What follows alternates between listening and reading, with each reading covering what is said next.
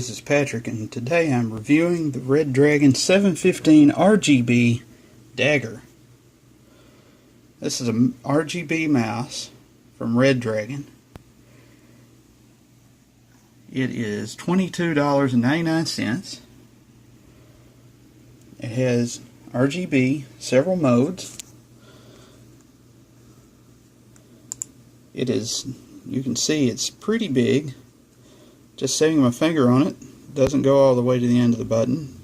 The side buttons, there are 3 of them.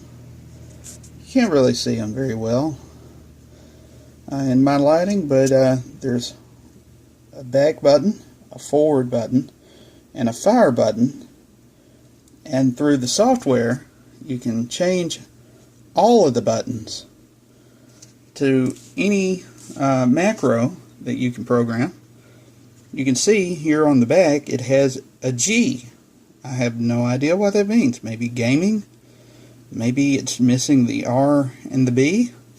I'm not sure, but there it is. On the underside you can see aluminum on the bottom. There is a separate button for switching the modes. There's information that I don't think you can read. Oh, there it is. Information about the mouse right there, 10,000 DPI. I don't really know what that means. It's something to do with the refresh rate of the sensor or something like that. The faster it goes, the faster the mouse moves on the screen. This button right here changes the DPI mode, and you can see as you push that button, the mouse changes colors to indicate where which level it's at. And of course the Redragon logo right there.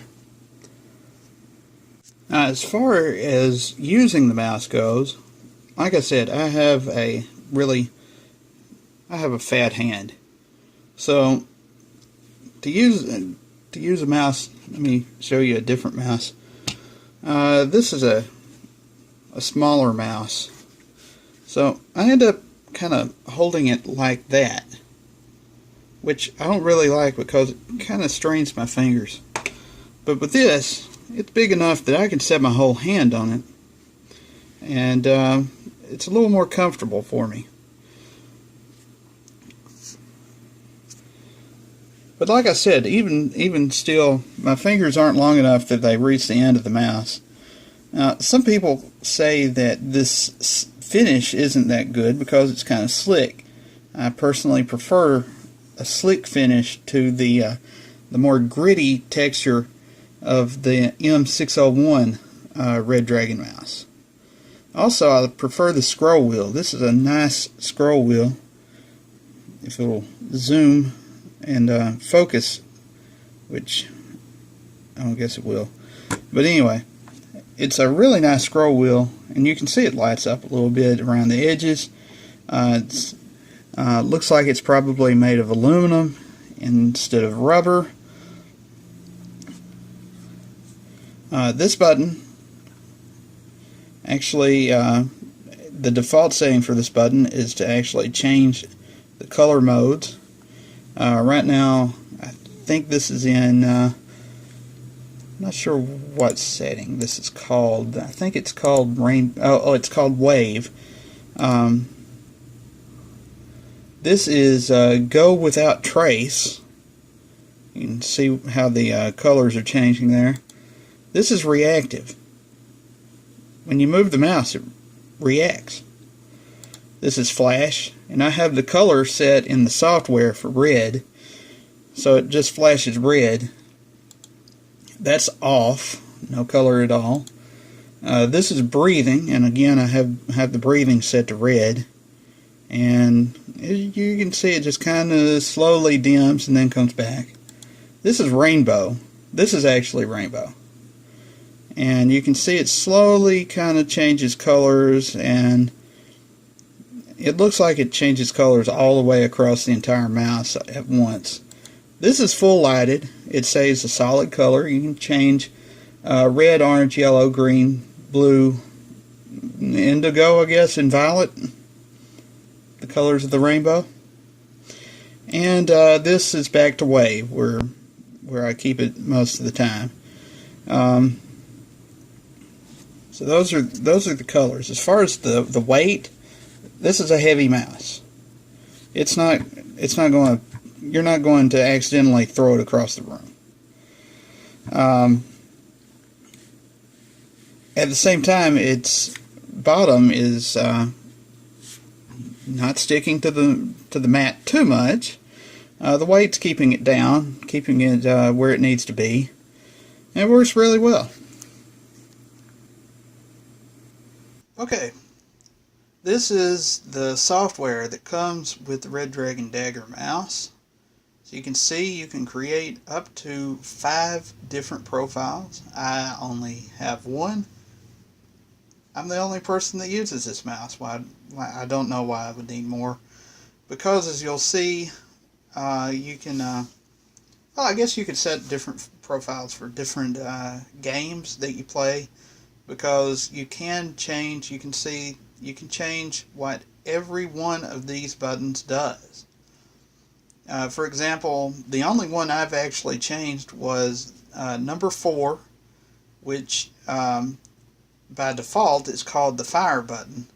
I actually created a macro which reset that as the home. So when I'm scrolling through web pages and I want to go back to the top, I can just hit that home button on the mouse and it goes right back to the very top of the page. And that's just a preference. I don't use the mouse for games. I use this, which is a Power A Xbox 360 controller, because I'm used to playing PlayStation games, and when I started playing games on the PC, I prefer keeping the controller. It is a Xbox controller, which kind of was an adjustment going from the controls being in certain places, but I prefer that to using a mouse, except for in a few games, shooting games like CSGO. The mouse is better because you can move better, and that's where the DPI comes in. You can see you can set 5 different DPI settings according to 5 different profiles for the DPI.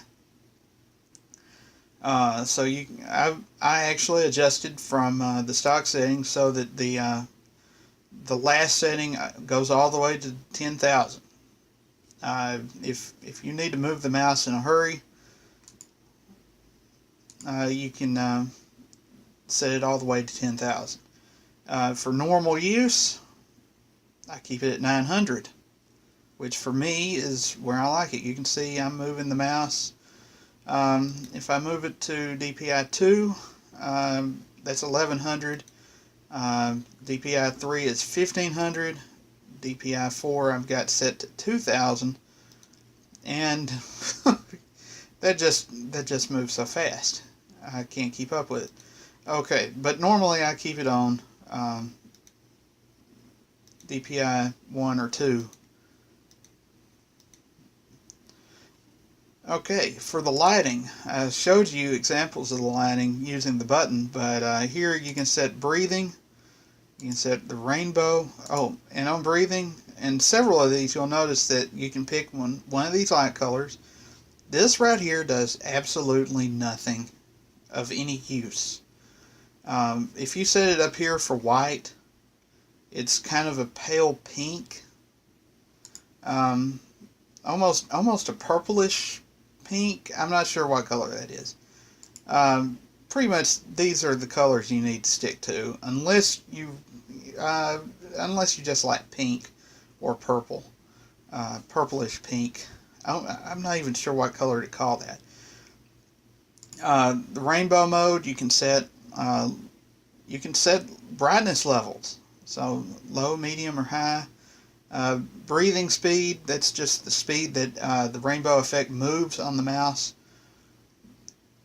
Full lighted, that's one solid color, and again, if you set it to a custom color, it's not going to look like what you think it will, just looking at this. Or maybe it does look like what you think it will. I'm not sure. But again, brightness level. The wave, again, the brightness level, breathing speed. Go without trace. All you get there is the brightness level.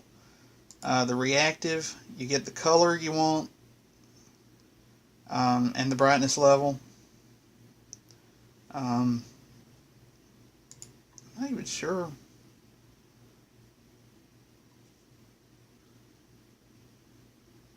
Yeah, I'm not even sure why it has these, you can't see it, but I'm not even sure what the point of the light color is, because it just goes through red, green, and blue.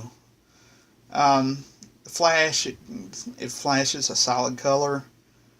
You can set the speed, you can set the brightness, or you can set it completely off. Of course, I'll leave it on wave, because that's the one I prefer.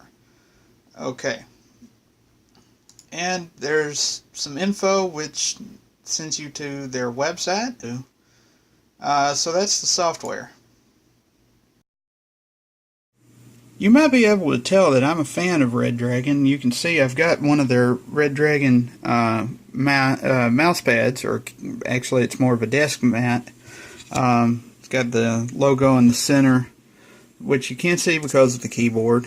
And of course, that's a Redragon keyboard that I've already made a video about, talking about how to do some custom colors on the keyboard, where you can set each individual key on this keyboard. That's a different video. Now, this is not an unboxing video, because obviously it's not in the box.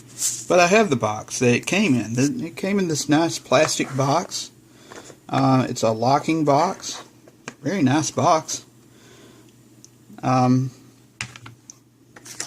course, it came with the paper wrapped around it. It says US and UK, so I guess it sells it in Britain and the United States. And I bought this to replace the M601 Redragon mouse that I previously had. It actually reads M601-3. It's right there. Of course, they're all made in China. The problem that I had with this mouse, which is really nice, it's got, you can see the circle there that you open up, and you can add or subtract weight to the mouse. And of course, it only has the backwards and forwards buttons and the one DPI switch, and it only lights up red. It has a few modes that it can breathe, or it can flash, it can stay solid, or it can be completely out. My problem with this mouse, and first of all, you can see the M601 is quite a bit smaller. So, for one thing, my hand fits on it. It's okay. My hand just fits better on this one. That's a personal thing. Different people have different size hands. The problem with it was the mouse wheel. And I was very careful when I bought this mouse that I got a mouse with a different looking mouse wheel, because I read several reviews for different Redragon mouses that is the plural of computer mouse. It's mouses, by the way, not mice. Or it could be mice, depending on who you're talking to. That's controversial. Okay, but anyway, this style of mouse wheel, scroll wheel, several computer mouses, Redragon mouses that have that scroll wheel, I saw reviews that said the same thing that I had.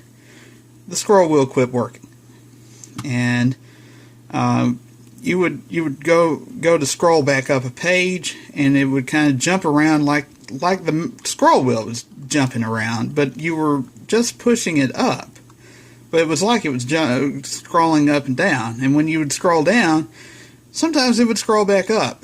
And I'm not really sure what the problem is. I opened it up and tried to fix it several times. I finally got tired of trying to fix it and just ordered the Redragon Dagger, which has a different mouse scroll wheel, and so far it seems to work a lot better. Now I'm going to tell you, this is the most expensive mouse I've ever owned, at over $22, nearly $23. This is the most expensive mouse I've ever owned. Now I know that good quality mouses cost $40 to $50, sometimes $80. I know that. So for what this is, an RGB mouse with multiple extra buttons, a good weight, a good size, for me, this is a good value. This was a good deal. Okay, thanks for watching.